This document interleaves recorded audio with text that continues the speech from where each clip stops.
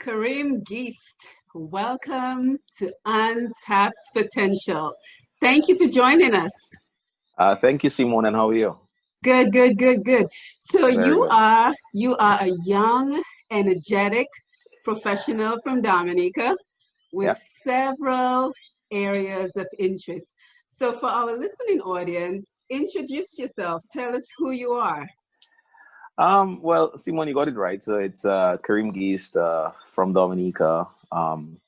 Wouldn't consider myself young, but I guess I'm still below 40. So I guess that's something to talk about, right? In general, I've been part of the telecom and energy sector over the last 12 years of my professional career. I have been involved in business development, business strategy, accounting, economics, across the sphere. So obviously, across these industries, you are called to bring your skill set within any one of these disciplines. So that is what actually I've been doing over the last 12 years. And it was a very good run. And I decided a few months ago to take a knock at entrepreneurship and trying to develop a business and driving it to success. So that's what is going on at this point. Yes, certainly. So I am Yeah. very interested in what you're doing in terms of your business development opportunity. But before we get to that, let's just go back a little bit and talk about the goals you had for yourself prior to your business opportunity in terms of climbing the ranks in telecommunications. So tell us a little bit about that journey and some of the challenges you faced. Yeah, so I think the career started in 2008, just about when I returned from university. I attended the Cameron University, spent 3.5 years there, did a bachelor's in accounting, did a bachelor's in economics, and then went on to do a master's in global economics. You may ask why, and I think in general, I love the idea of understanding how our small economies work across the Caribbean, most importantly, and obviously how does it connect to an integrated global performance. So with that, I kind of branched out into energy. So my first professional gig would have been with the energy regulator in Dominica. I served as financial analyst. I spent about just under 2 years there. After which there was an opportunity with the Eastern Caribbean Telecommunications Authority, which is the body regulating the telecommunications space across 5 ECTEL member states, Dominica included. So it would be Dominica, St. Lucia, St. Vincent, Grenada, St. Kitts as the mainstay. So I also served as financial analyst there. Um, and I guess that's where my love for telecoms, my love for telecoms, became a bit deeper, if you may. I spent about 3 years there. After which I got an opportunity to join Cable and Wireless in Dominica. And throughout that project, if you may, I also moved regionally to head the B2B marketing business across 17 islands in the region. We did that, and then another opportunity opened up for Digicel Dominica, and I grabbed that. I served as the head of commercial there. Um, and then fast forward, we are now here with this conversation. So Yes, it's yes. I mean, you could go in detail as you speak about the opportunities and the career and how what that journey was. But I think in essence, Simon, it's simply a thirst to do well, Mhm. and an opportunity to really contribute towards your island one, Mhm. leaving a mark through a professional space, and also using your raw talent one, and then two, your learned talent, because obviously you would not have spent all that money to go off to university if you didn't have an interest in trying to become an expert in your field, right? So I would say I started quite young. Most of my peers, I think, within the range when we went off, we left the Dominica State College at the time. Well, it was Civil at the time, and Mhm. I think we were the first set of students who moved into stock farm because obviously Sivokol would have been at the back of grammar school as you know Yeah, it. that's what I And attended, Civil. So I just so, completely aged myself because it's now the but we were, Dominica State I College. think we were, that's correct. And I think we were a hybrid, if you may, because we were the first set of students to move up to stock farm. And I think, if not all of us, started off right away, went off to school.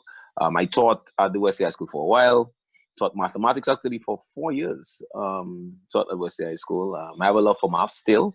It has been, one of my most enjoyable subject that I've done over the course of my career. And I use it all the time, obviously.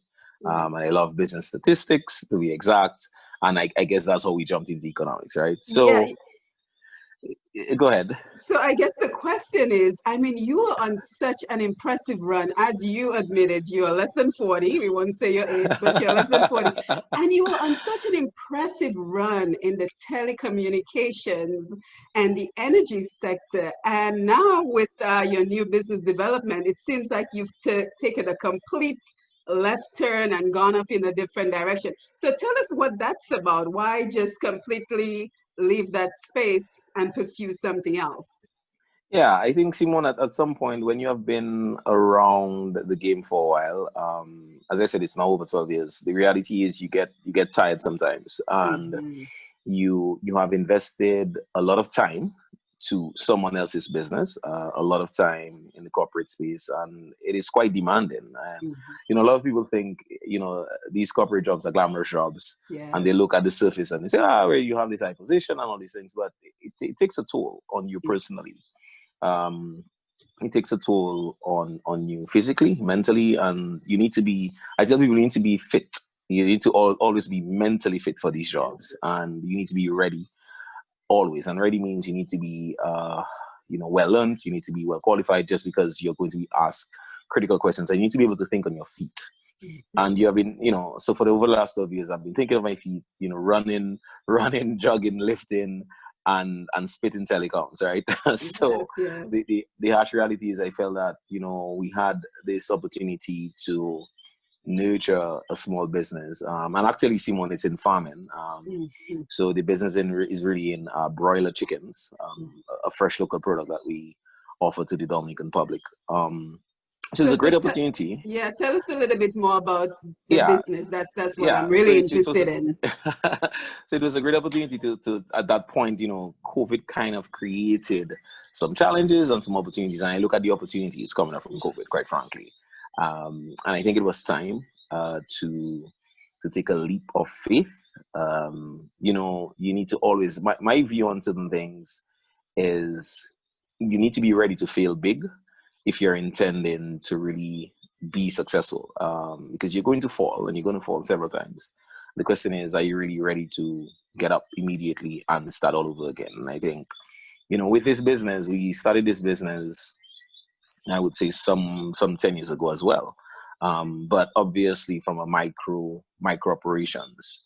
And we saw the need to increase that operations over the last 5 years, giving it a little bit more time. And I just realized, Simone, in order for this business to grow, I need to be physically part of the organization where I could literally lift and run, attribute the talent, attribute the discipline, attribute the learnings from the corporate world, because it is an organization that you need to have, quite a bit of operational activity that will help you to grow the organization. And I saw the opportunity, I just jumped in. So as I said, we are the producers of local broiler chickens. So tell us what is broiler chickens. Right, which are red. So these birds are red for meat. So the chicken that you eat, so they are red for meat, obviously grown in controlled areas, so that their health and wellness is tantamount, and we get an opportunity to sell these birds to the local supermarkets, who I guess then put it out to the customers as a fresh product. So it's farm to table, as we call it, simply because, Simon, on the day of slaughter, the chickens get into the supermarkets by the end of the day, or most times by first thing in the morning. So you couldn't get a much fresher chicken, a fresher bird on your plate, right? Yeah, and it's interesting that you say that because I remember as a young girl growing up in Dominica, we had the yard fowls, like we would Correct. call So them, and we totally would different. slaughter them, and they were Yeah, just so tough, Kareem. It yeah, was yeah, so yeah. So difficult that's to eat that thing. yeah. So it's a different bird, of course. Right. I mean, the yard bird is a bird that is, for what it's worth, it's really a domesticated bird.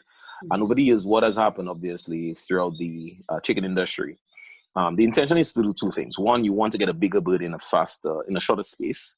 And one might say, well, are they now filled with hormones? And the simple answer could be yes and no.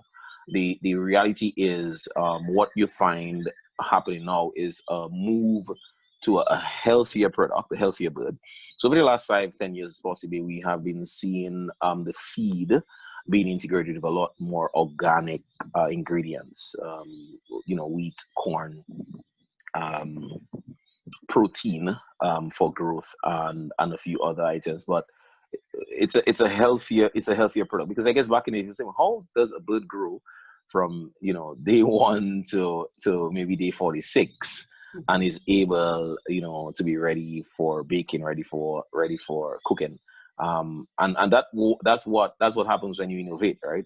You use technology, you innovate, and you bring a product to the shelves and bring a product to the customer.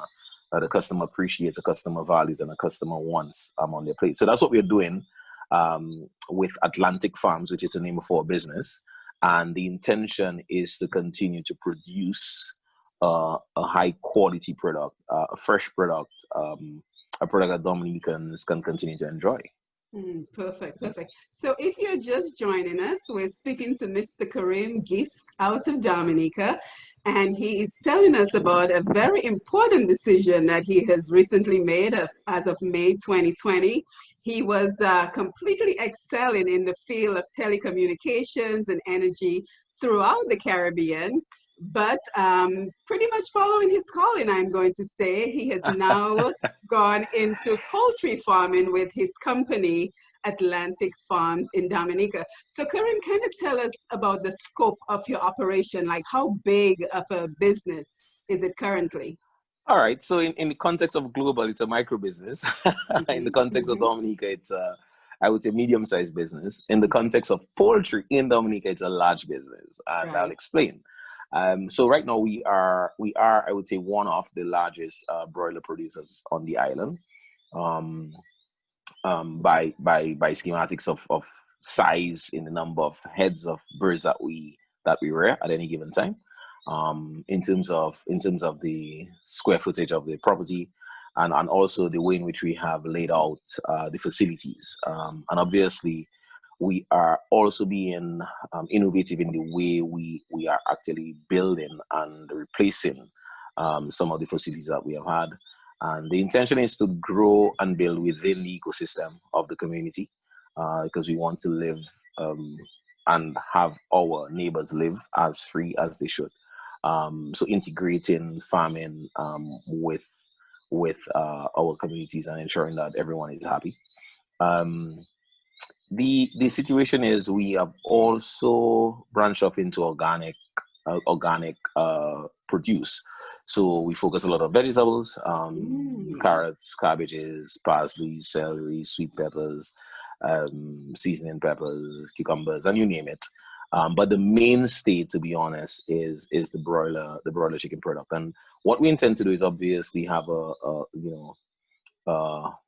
fully integrated approach where we use the byproducts from the chicken manure and use it directly into the growth of the produce. So again, fully organic, driving that health standard to the highest, to be honest. Good. And how many supermarkets are you currently in Dominica? So currently we sell to about 4 supermarkets. Um, and again, it's a product that we are still heavily marketing, simply because we want our customers to, one, be aware of the product. Two, we would like persons to be a bit more focused on eating healthy and eating local. And so we are driving the campaign twofold: one, to increase the volume of the birds that we push out through a supply mechanism, and obviously we want to also increase the demand from a purchase opportunity.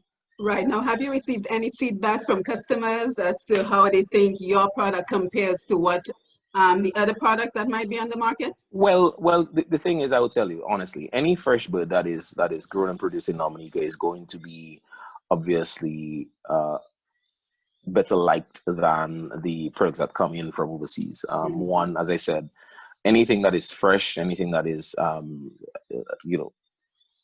given that type of care and attention, and it is produced on a small enough scale for management, but large enough to drive demand across the island. I think you're going to get the quality that is required. So when customers speak, obviously they are excited about having a fresh bird on their plate, a fresh bird in their restaurants, a fresh bird in their ovens. And the reality is, it's a good thing, because you're growing an industry that is very, very important for the health sector. Protein is important to our growth and development, and I think if you can contribute within that realm, I think for any organization, for any business, it's a good thing. Right. I'm certainly enjoying this conversation, Kareem, because I have to tell you, if I had the option to go between frozen meat in the supermarket versus meat that was pretty much processed the same day, I would certainly opt for that option. So now, do you guys have any plans for like international shipping or expanding the business in general? So I think for now, when you're growing a business, you need to understand the scale and scope and the opportunities that exist. I think for now, the Dominica market is still ripe for growth. We haven't touched any large percent. Quite frankly, I think we are still within the 1% to 2% range, if all that, in terms of meeting the demand of the fresh local chicken market. And I think it is just an opportunity for us to continue to grow, continue to keep the quality at its highest level, continue to put the best operational models in place, and just continue to encourage customers about the product and the type of quality that they can enjoy vis-a-vis the imported options that are coming in. And it's not to say that we are saying no to the imported. What we're saying is you now have a better opportunity and a better choice to purchase a meat of your choice, fresh or frozen. But I think a lot of Dominicans now are thinking about their health, and they are really, really zoomed in on enjoying what the Nature Island is offering, which is a fresh product that can come from the farm and get to your plate within one day. You're speaking there, Kareem, and all I can think of is just having that lovely whole chicken roasted in my stove with a bed of potatoes and vegetables. Correct. I'll promise you one thing. The next time you visit, I'll take you to the farm. We'll have one slaughtered right there. Oh, I would love and prepared that. for you. I would love that. And I would certainly pay top market price for your product. It's a premium product indeed. Yes. So tell us how competitive it is versus the products that are currently available. So to be honest, and that's why I mentioned, it's a bit of a premium product. Obviously, scale drives price reduction, right? So to get to that perfect price point, you need to increase volumes in supply. So I think that is where we're working on. We're working hard to try to get the volumes up, and volumes will only go up if you have the demand going up, right? More customers are obviously purchasing the product, more customers are demanding the product. And if that happens, then obviously volume increases. You get the benefits of scale, economies of scale, you benefit from the economies of scope. And obviously at that point, you can afford, from a business perspective, to reduce price at affordable levels so that every single person can feel comfortable within their budget line to purchase any parcel of fresh chicken. Yeah, and the way I think about it, you can't put a price on your health, because I always think, why put all this processed food into your body, which can be Mhm. potentially Mhm. causing, Mhm. whereas you can offer some fresh options. So, on Yeah. this program, we talk a lot about challenges and what's the obstacles that stand in your way. So, can you tell us about some challenges you faced either in the beginning or recently, and how you are overcoming those challenges? Yeah, I mean, obviously, you are going to hit the wall as you grow, either professionally, as I've done over the last 12 years, or in your own personal investment. In that case, the business, and I think a lot of times it comes with the maturity of the market in which you operate. That's one. Is there enough information about the product that you want to sell? Mhm. Is there enough opportunities to get the assistance that you need from a small business perspective? And from assistance, I'm speaking not just from for example, a public support opportunity, but in general, being able to walk into a financial institution and request funding through mediums of loans. And I think over time we're going to see uh, a change in dynamics, a change in thought process. And I think Dominica, in generally, I believe, is you have a lot of institutions that are risk averse, a bit too Yes. risk averse for me. And when you are thinking about growing an industry, not just a business, but you're trying to grow an industry, you need to be aggressive and you need to accept the failures of these entrepreneurs because they are going to fail. You will fail once, you will fail twice, you will fail three times, you will fail four times. But I think if you do not provide a good avenue for these young entrepreneurs to redeem themselves, then obviously I don't think we're helping to grow industries or even grow nations. In our case, our small island. So for me, I think I won't go into the belly of the whale in terms of what the core challenges were, but I just think in general, sorry, you do have obstacles, and one becomes financing, access to financing. We don't have a large venture capitalist sector, and you have a lot of, I would say, family-owned businesses across Dominica in essence. So that's a profile of the private sector. So I think what we may want to see is a bit more level-headed approaches in terms of financing of young businesses.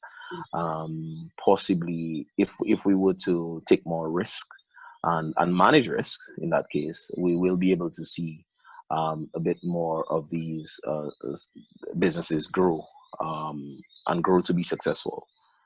There are great, great ideas out there in Dominica. I have seen some of the products that are on the shelves, but because of financing and the ability to access the financing in a timely manner, we obviously hit obstacles. And if you do not invest in a business at the right time, you lose your ability to grow quickly, or you lose your ability to grow at the right time. And once that happens, what happens? Then you find yourself in a competitive line trying to win on price, and then it's a race to the bottom, right? Right. So it's important to move early. It's important to move aggressively. Sometimes you have to take the tough decisions. And if it's the last 10,000 that you have, you said, boy, okay, why to invest this? Do I make 50 grand in the next 2 months, or do I just hold on to that 10 and hope that I'm able to succeed in getting the right financing? So I speak a lot about financing because that is where It's important. I think the challenges are, as far as our small island is. Access to financing by some of these entrepreneurs who really want to dive in and make a mint. Yeah, certainly. So again, if you're just joining us, we're speaking to Kareem Guiste out of Dominica, the beautiful village of Girardal. And he is telling us about how he went from telecommunications to his Atlantic farms, the farming of poultry, and also getting into the farming of organic vegetables. So Kareem, here's a question I have for you. Do you think that having been in telecommunications and other industries, you have some transferable skills that will aid you in your success? Because I think a lot of people struggle when they're trying to make a decision to Right. completely switch directions in terms of what skills do they have for the new Yeah. business venture. Yeah. I mean, as I said, the reality is you are going to have to understand, what talent were you contributing. into the workforce when you were there, one. And you need to ask yourself, well, what learnings can I take from these engagements to bring into my own projects, into my own business development piece. For me, it was quite easy, I think, because a lot of the work that I've done across the energy space and the telecom space guided me into the business development piece, and because I did a lot of strategy work in telecoms and a lot of marketing strategy, commercial management. So all of that is important components needed for business development. So for me, it was a bit easier because that would have been my background and the discipline, right? Economics allows you to at least understand the sectors in which you're going to operate, how the customer is thinking, what ability there is for purchasing. So you need to understand, what are the likelihoods that this customer will purchase your product? Do they have the potential spend? What is the budget line? So all these things, I guess, for me, because I was already within that space, it became natural to think about these specific items whilst growing the business. In terms of someone who wants to start a business, I would say, one, you need to be able to tap into resources around you if you do not have that skill set, which is also fine, and also provide the necessary support required of the business. That is, you need to spend time in the business. You need to be on the ball. You need to be understanding the challenges, understanding the failing points, understanding the growth points, and understanding the sector. So yes, you can have a great idea that I would like to sell red beads, but if the market does not demand red beads, maybe you need to ask yourself, well, how can I innovate, or how can I add value to the red beads to allow the market to want the red beads? And I think, when I put it as simply as is, that's how it changes the dynamic. So another part of what I do, in essence, I offer consultancy services in business development and strategy. I have a company called FAB Consulting Inc. So it's Finance, Accounting, Business Consulting Inc. And what we do is provide that type of support to small businesses. Yeah, because that's what I was about to ask you. Are there opportunities for somebody who has a great idea to be able to get the guidance and the resources to move forward? So it's wonderful. And what is that new business that you mentioned? So it's older than Atlantic Farms. It had been incorporated since in 2008. So it's Finance, Accounting, and Business Inc. So it's FAB Consulting Inc. And as I said, we provide a host of services across the business space: accounting, auditing, strategy, marketing, communication. Again, everything that falls directly into the discipline areas that I'm versed in. So we provide that service to businesses who need the support and help them through, these hurdles and obstacles and challenges. So again, so having these I would say opportunities within the market space to at least understand how we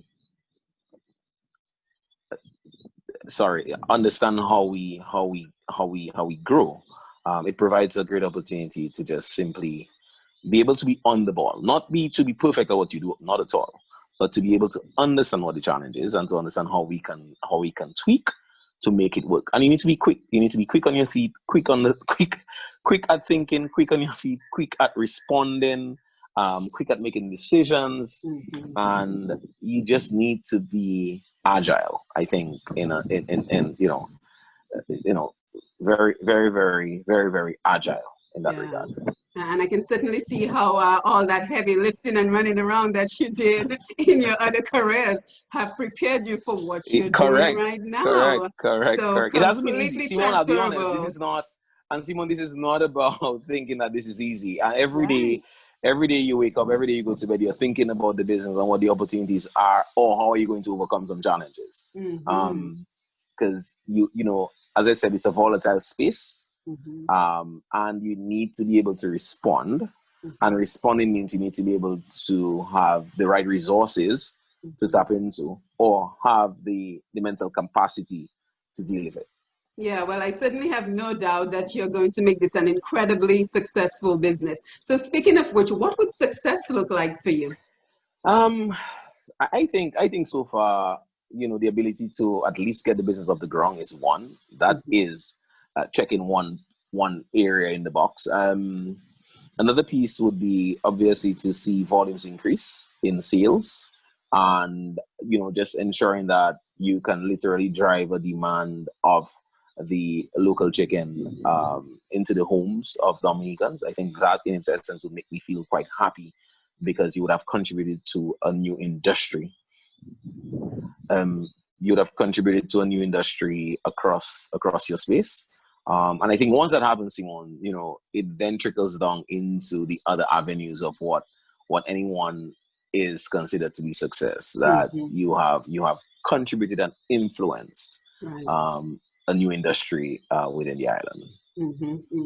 Yeah, and I'm certainly thinking that you're making a very valuable contribution, not just in terms of offering services to people who are looking to maybe potentially start their own business, but offering a quality product to the Dominica population. Now, Indeed. there's so many, especially young people, who just seem to have no direction, especially young men in Dominica who just seems to need some guidance in terms of direction and a career path.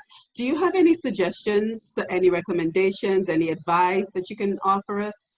Yeah, I think it's a difficult question. Yes. Most times when I speak to people, I said, there aren't many difficult questions that you could throw at me, but this is a difficult one, simply because, I need to be careful how I answer that specific question. Simon, I think by and large, I think the society has to come back to being together. I Mhm. think we have lost the ability of caring as a society. I think we have lost the ability of wanting to see each other grow. And I think we have lost the idea of teamship. I think it's very important to look at areas where we could support. And I think as individuals, we need to ask ourselves, where and how can I help and can I assist towards growth and development? I don't think any one person can carry that tree trunk of challenges that we have across society. And I don't want to point out the young men at all. I think by and large, we are going to need to do much better to help grow the society, and to help nurture and influence and guide. But I think we need to come back to basics, which is, for one, how do we put our hands up and say, I am going to help this one individual? How am I going to help this one particular organization? How am I going to help in society where I live to help influence change? And I think if we look at it from that angle, I think we're going to be better for it as a society. But we need to get back to basics. I think we have lost our way with regards to assisting each other, helping each other, becoming more of a we unit, and stop focusing on the I unit. And I think if we were to look at it from that angle, we might be able to help solve some of the challenges that we are seeing across our society. Yeah, I certainly value your opinion, your opinion on that. Now, just tell us as we get ready to wrap up. And again, thank you so much for having this conversation with us. You certainly brought a lot of value to our program today. So, just in terms of if we wanted to get in touch with you for the Atlantic Farms or your other business opportunities, how might we get in touch with your business? Yeah, so we're available on all social media platforms. If you search Atlantic Farms Inc. across Facebook, across Twitter, across Instagram, and also FAB Consulting is also available on all these social media platforms. Mhm. I think that's a very easy way to search me out.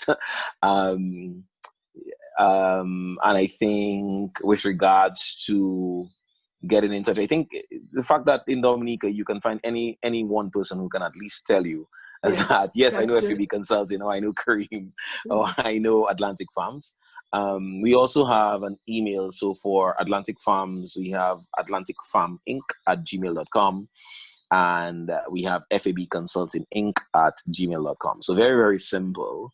Mhm. If you can't track us down on social media, you can definitely shoot us an email. But I'm more 100% sure that you'll track us down on social media. Very, very simple, because we are very, Yes, very active, yes, and very it would be active on social wonderful media. to be able to see what you're doing with Yeah. So your everything, businesses. all the products advertised there, all the services under the consultancy advertised there. And Simone, we just continue to try our best to, as I said, you work hard, you fall, you get back up and you push through and try your best to contribute to that overall industry growth. At least that's my focus. I want to see that new industry grow, and I want to see that new industry become a successful industry where you have an increased number of young entrepreneurs, young farmers getting into the mix of the local chicken production, because there's lots of opportunities for young farmers in Dominica. And I think, as I said, it's about tapping into the right resources. And that's for a different conversation as to how could be the best options to tap into these right resources. But I think there is scope, there is opportunities, and we need to get back, as I said, to basics in doing more of the we as opposed to less of the eyes. Yes, and certainly, and you raise many important points, but, we're getting ready to wrap up, so this is just a quick question. But many times, especially the younger people, I'm not picking on the younger people, but especially the younger people, they don't find farming sexy, Kareem. Well, who wants Simone, to be all dirty up in the field? So, that's one of the challenges we face with getting people to the farms. Well, and Simone, and you're quite right, and I've said that several times. I said, if you don't make the industry want to be a part of it. I particularly feel and felt that, there was an opportunity, and I saw it from a business perspective. I saw the opportunity. So whether it was dirty or it was clean, I felt I was going to jump into it. Amen. What I'm trying to do now, to be honest, is making it sexy again. Because then you have the story of someone who was incorporated and you felt, well, boy, Kareem, you always in slacks and long sleeves. How the hell did you just move quickly into long? Because that is true. Because when I heard that you were in farming, the first thing that crossed my mind was Kareem Guiste in farming. Kareem Guiste is somebody who's always professionally dressed, well manicured, and I could not imagine you in farming. Well, Simone, the point is, I think we need to focus less about. I think less about the look. Amen. Absolutely. And let's focus more about what the opportunity is. Yes. But you're quite right. We need to get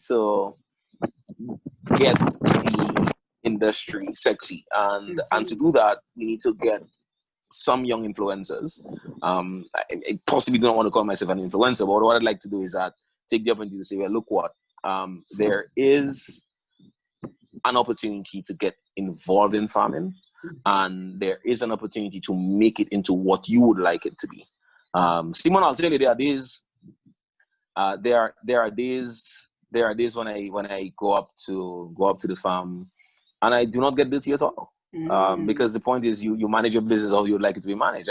I sometimes get dirty, get into the meat of things, and sometimes I don't. And Simone, if I have a meeting for example, in Rosa at 4:00 and I'm on the farm at 1, by the time I'm switched off, I'm back into professional mode if I need to be, and we move along. So I think we need to focus less about boys, farming is dirty and farming is this. No, it is you need to create the opportunity as to how you would like it to be, and I think that is what I'm doing.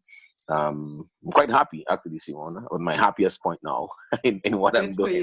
Good for you. Let's see how long this project unfolds, and who knows, I might decide to jump back into corporate or not, or make farming become corporate, right? So there you go, make farming become. And I think an important point to also remember is when your pocket is full of money, it really don't matter if you're dirty or clean. Simon, it doesn't matter to me at all. It doesn't matter to me at all. You can have a dirty pocket or a clean pocket, but it's full. That is correct. I think it's just getting us as young people to recognize that it's now our time to make a significant contribution in the space in which we are at this point.